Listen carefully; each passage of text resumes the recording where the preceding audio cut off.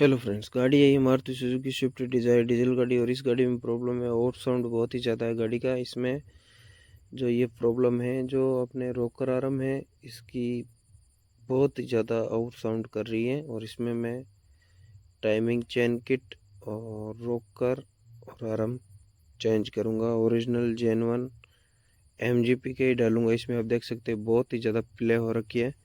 इसकी वजह से क्या है कि गाड़ी स्टार्ट करते हैं तो बहुत ही ज़्यादा आउट साउंड हो रहा है।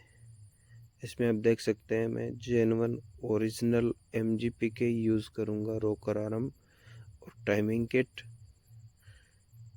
आप देख सकते हैं इसमें, और इसमें बहुत ही ज़्यादा पुराना वाला कटा हुआ है और नया वाला आप देख सकते हैं आपके सामने ही है। आप देख सकते हैं इसमें मैंने फिट कर दी है ओरिजिनल आर्म रोकर। तो कैसा लगा मेरा मिनी ब्लॉग, कमेंट करें। जय हिंद।